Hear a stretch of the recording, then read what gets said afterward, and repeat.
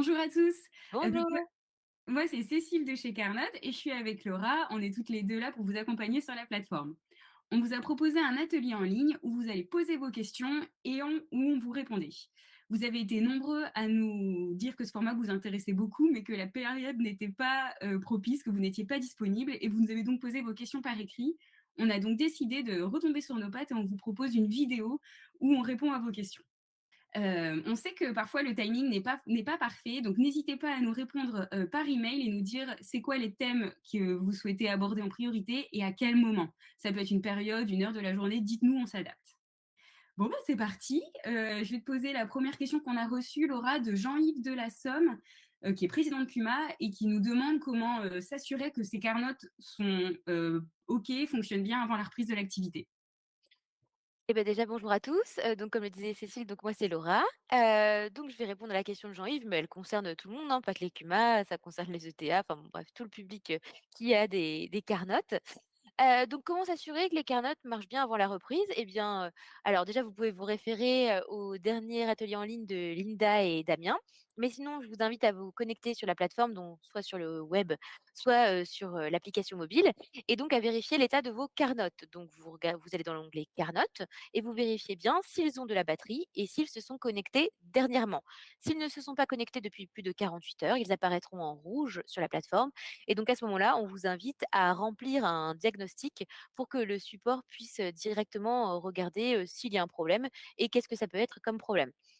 Rassurez-vous, ça peut être aussi, le fait que le Carnot est dans une zone qui ne capte pas depuis 48 heures et c'est pour ça qu'il apparaît, en rouge. Donc voilà, 2 choses à faire après s'être connecté, donc c'est regarder le niveau de batterie et la date de dernière, connexion de vos Carnot. Voilà, j'espère que ça répondra à votre, question. Sinon, vous pourrez, vous référer évidemment, il y a une foire aux questions pour ça, on pourra vous mettre le petit lien. Donc du coup, Cécile, on a une question de Michel qui est responsable d'une entreprise dans la Drôme et qui demande comment on peut compter, les unités avec Carnot. OK, bah, super question, Michel. En fait, on a plusieurs moyens de compter les unités sur Carnot. On a la méthode que vous connaissez certainement, de compter les unités, le nombre d'épandeurs, donc soit avec une tonne à lisier, soit avec un épandeur. Ces 2 algorithmes qui sont différents.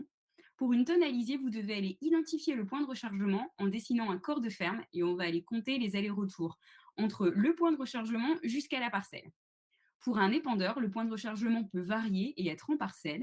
Et on va aller compter pareil les allers-retours du point de rechargement jusqu'à la parcelle. Et c'est l'algorithme qui va identifier le point de rechargement. Donc pas besoin de le dessiner. Donc ça, c'est pour les unités, le nombre d'épandeurs.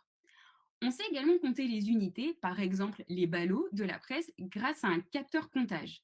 Le capteur comptage va se brancher sur le contact sec du Carnot et va être positionné sur le matériel et va aller compter, par exemple, les ouvertures-fermetures de portes, le mouvement de l'aiguille, grâce à un aimant et à un capteur. Il faut savoir que ce capteur comptage, on le fait évoluer et que désormais, on peut compter pas uniquement les ballots, mais d'autres unités. Et ça, bah, vous pouvez vraiment être créatif et le tester sur vos matériels. C'est tout nouveau. On a des clients qui sont en train de le tester sur une déneigeuse, sur des épareuses. Donc, si ça vous intéresse, n'hésitez pas à revenir vers nous. On peut tout à fait mettre un test en place chez vous.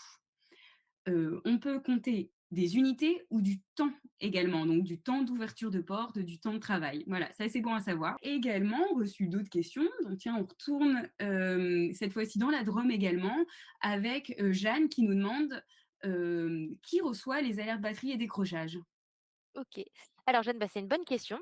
Alors il faut savoir que sur Carnot, il n'y a que ceux qui ont le statut d'administrateur qui reçoivent les alertes, que ce soit batterie ou décrochage.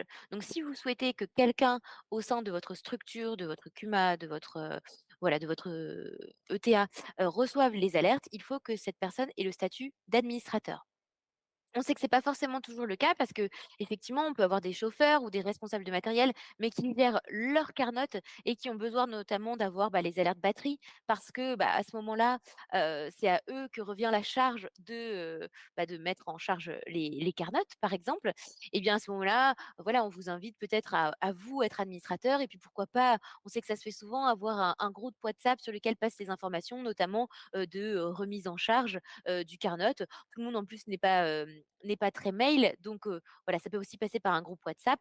Alors, juste pour la petite précision, les alertes ne sont pas seulement envoyées que par mail. Il y a aussi une notification, qui part quand vous avez l'application mobile et que vous avez activé bien sûr, les notifications, de l'application, Carnote. Donc voilà, à bien retenir, il n'y a bien que les administrateurs de compte qui reçoivent, les, différentes alertes qu'on envoie. Voilà, j'espère que c'est clair pour cette partie-là. Là, on a une question, d'Antoine, qui est en Bretagne, pareil, qui a une ETA et qui nous demande comment exclure, les traversées de parcelles, qu'on peut trouver sur Carnote. Alors, donc ça, c'est une question où on a fait beaucoup d'évolutions ces derniers temps. Vous avez certainement dû voir sur la plateforme. Plusieurs choses. On peut exclure les traversées partielles de manière automatique dorénavant. Comment? En renseignant le seuil de vitesse. C'est très important lorsque vous paramétrez vos matériels de renseigner le seuil de vitesse. Si vous ne l'avez pas fait, vous pouvez revenir dessus sur la page de l'outil.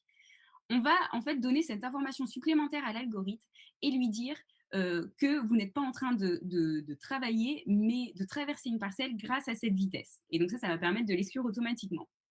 Si ça n'a pas été exclu automatiquement, par exemple, si vous renseignez le seuil de vitesse après, sachez que c'est pas rétroactif. Ou si, par exemple, pour un matériel, un épandeur, c'est un matériel qui avance vite, donc forcément, on a moins de précision là-dessus. Vous pouvez le faire à la main. Vous allez sur votre intervention, vous avez le bouton ajuster la détection de parcelles et vous pouvez choisir d'ignorer des parcelles au sein de votre intervention. À noter que ça marche dans les deux sens. Si vous avez travaillé une parcelle, mais que vous avez passé très peu de temps et fait une très faible proportion de la parcelle, l'algorithme peut l'exclure. De la même manière, vous pouvez aller forcer la détection de la parcelle. Donc bien sûr, on va vous mettre le petit article avec la vidéo qui explique tout ça dans le mail. Bah, c'est parfait. Merci à tous d'avoir pris le temps de nous envoyer vos questions en avance. Sachez qu'on vous proposera d'autres formats de webinars en live avec les questions-réponses. Merci beaucoup. On est toujours, friands de vos questions. On sait que c'est, super, que d'échanger avec vous, mais aussi que vous puissiez en fait, tirer, profit de l'expérience de chacun, grâce à Carnote. Donc voilà, on essaye, en tout cas de vous faire partager ça, au maximum. Donc n'hésitez pas effectivement à nous faire remonter, vos questions et puis, évidemment, les créneaux, qui sont, les plus pratiques, pour vous. Voilà, on vous souhaite à tous une bonne journée.